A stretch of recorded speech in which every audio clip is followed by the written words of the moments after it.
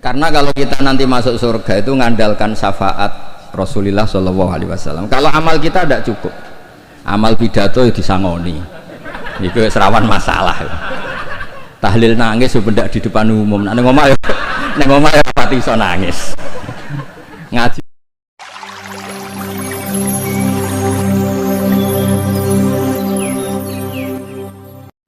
Terus ini cerita-cerita tentang betapa benana wa benahum itu ada lakoh yang luar biasa. Jadi zaman Syekh Mahfud At-Turmusi ngarang kitab itu diantara yang ngasih takrib, ngasih komentar ini Amit ini Sayyid Abdullah bin Sodaqah bin Sayyid Zaini Tahlan. Ini di kitab Hasyatut Turmusi di juz 7. Jadi ketika di akhir juz diterangkan takridot dari beberapa ulama daripada Sadatinal Hasaniyin, yaitu Sayyid Abdullah bin Sodaqah bin Zaini Tahlan. Di antara pujian beliau, karena beliau baca betul kitab Hasyatut Turmusi, inna hadza lahu ta'lif alladzi yaftakhiru bihil amilun. Terus beliau menulis limithli hadza falyamalil amilun fajazallahu muallifaha al jazaa'al hasan bi fadlihi wa judi wa matta'al muslimina bi baqaihi wa judi. Jadi ini menunjukkan ketika beliau menulis itu masih sugeng. Dan kita tahu Syekh Mahfud At-Turmusi ini adalah gurunya Mbah Hashim. Jadi memang benar yang dikatakan Habib Ali, kalau cerita Mbah Hashim ngaji Syed Ahmad Zaini Tahlan memang nggak mungkin, karena Mbah Hashim ngaji sama Syekh Mahfud, Syekh Mahfud baru ngaji sama Sayyid Abi Bakar Syato, Sayyid Abi Bakar Syato baru ngaji sama Sayyid Ahmad Zaini Tahlan. Memang secara tokoh itu nggak mungkin. Tapi ada beberapa catatan, memang kalau Syekhona Khalil, Mbah Soleh Darat dan keluarga besar Kudus Ndamaran itu memang domenangi Sayyid Ahmad Zaini Tahlan, karena tokohnya memang di atas Mbah Hasyim Asy'ari. Saya pernah neliti bahwa Khinatu via Syekh Nawawi Banten itu Syekh Mahfud At-Turmusi sekitar umur 29 tahun, karena Syekh Mahfud ini dulu ngaji di Mbah Soleh Darat umur 9 tahun sampai 14 tahun. Terus pertama mulazamah Sayyid Abi Bakar Syato itu umur 15 tahun, lazamahu muddata asyri sinin, beliau ngaji sekitar 10 tahun. Terus ditinggal wafat oleh Sayyid Abi Bakar Syato itu ketika beliau umur sekitar 25 tahun. Dan ketika beliau ngarang kitab ini, di antara teman beliau dan juga sekaligus mitra diskusinya adalah Sayyid Abdullah bin Sodaqah bin Zaini Tahlan. Kemudian memberi kata pengantar ini, diantaranya mensifati Sohibul Afham ad-daqiqah wal ma'ani al-asba ar-raqiqah al-murtafi ala ru'usi fudala'il asri. Dan kita tahu Mbah Mahfud ini punya beberapa murid, diantaranya adalah mbahnya Mbah Akhfas ini, Mbah Baidowi, juga Mbah Maksum, juga Mbah Sidik Jember, juga beberapa masyayikh di Indonesia. Ini yang agak serius tentang manaqib, supaya kita tahu bahwa inna hadzal ilma dinun fangzuru amman ta'khuduna dinakum. Nah, yang penting dari sanad itu adalah profesionalitas. Sebab itu kula seneng cerita nu paling seneng cerita wali, kira di kepenak. Jadi dulu itu terkenal cerita ini, yang paling terkenal di Jawa Timur. Ada santri itu gobloknya ndak ketulungan. Jadi khidmah kiai tok, kiai ini ngopi, digekno kopi. Menolak kiai ini rokok, itu golekno asbak, pokoknya khidmah terus. Suatu saat dia itu mati, ya mati betul. Ketika ditanya sama Mungkar Nakir marrobuka, malaikatnya ditertawain. Malaikat kamu itu gimana? Kalau tanya itu ya sama yang pinter, tanya kok sama orang bodoh. Saya ini nggak pernah ngaji, hanya khidmah. Terus, lah yang pinter siapa? Itu yang di atas, maksudnya kiainya itu. Jadi malaikat dianggap gak profesional, wong bodoh kok ditakoi. Ini bisa dipakai, bisa dipraktekkan. Nanti kalau malaikatnya baik ya di ACC, kalau tidak ditaboi. Jadi malaikat itu juga harus dimengertikan, di mana-mana tanya itu sama orang pinter, jangan tanya orang bodoh. Akhirnya terus karena kiainya ini kasyaf,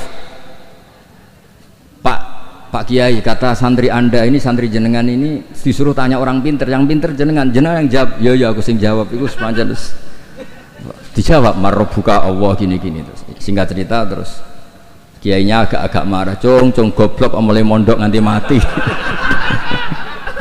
Nah, ini cerita ini guyon tapi penting, karena kalau kita nanti masuk surga itu ngandalkan syafaat Rasulullah Shallallahu Alaihi Wasallam. Kalau amal kita tidak cukup, amal pidato ya disangoni, itu serawan masalah.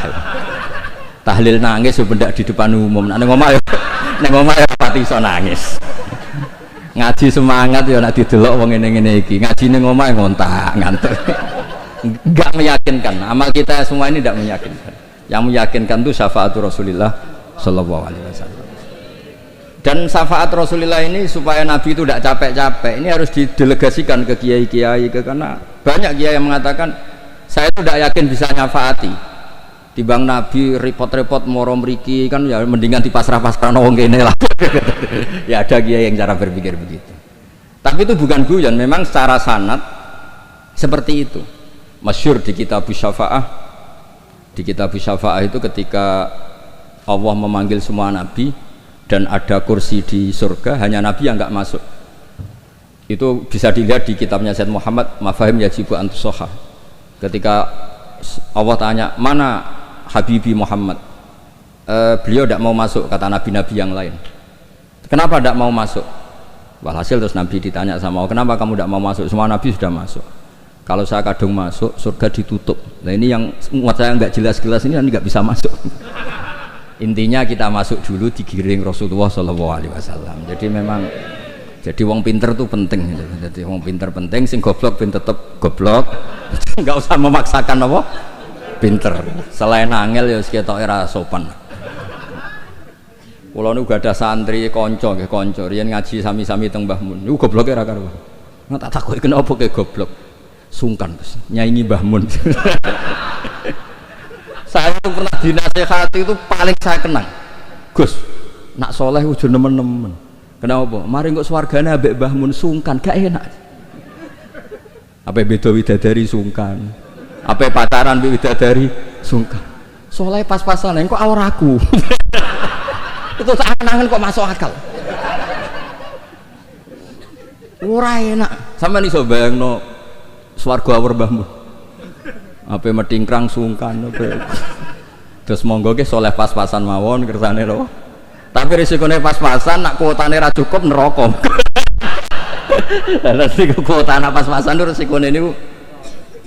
Dados Rasulullah itu milik semuanya nggih. Sing sering nangis wedi pangeran nggih ibadah, sing sering guyu nggih ibadah. Sampai kalau gak ada riwayat dan ini saya yakini benar di Ihya ada, di Khilyatul Auliya ada. Inna min khiyari ummati fi ma nabba'anil malalul a'la qauman yadhakuna jahran min saati rahmatillah. Somben umatku pilihan-pilihan sing nak guyu banter-banter. Mergo saking yakin rahmati Allah ku jembar. Potongan ngeten iki bae nak diajari nangis terus frustasi. Mergo kombinasi nangis kredit, nangis damuk bojo, nangis tanpa masa depan. Wis kon guyu mawon kersane ridho mek kodok qadar. Terus masyhur itu dua nabi yang debat ini masyhur, yaitu Yahya dan Isa. Yang satu sering merengut mikir akhirat, digojlok sama yang sering guyu. Mali aroka abisan ka'annaka taqnatu min rahmatillah. Kowe kok merengut kaya ora ana rahmate pangeran. Mbok yo guyu bareng. Terus sing sitok gojlok mali aroka dohikan ka'annaka ta'manu min makrillah. Kowe guyu kaya ora ana adab bae. Lah alhamdulillah umat Nabi niku mun saged sedanten Beb. Guyu nggih saged, nangis nggih saged. Berarti yo niru Nabi Yahya, niru Nabi Isa. Cuma kok ora perkara iku, perkara jagone menang guyu. Arab Saudi menang guyu kabeh. Barang saiki kalah terus nangis kabeh. Lah nek guyune wong saleh-saleh kados kula krana wedi pangeran. Maksudnya guyu mergo wedi pangeran. Kula niku isin didelok pangeran ku nangis. Wong dikek rahmat akeh kok ijek nangis. Oleh syukur iku kapan? Terus guyu iku saged dielmoni.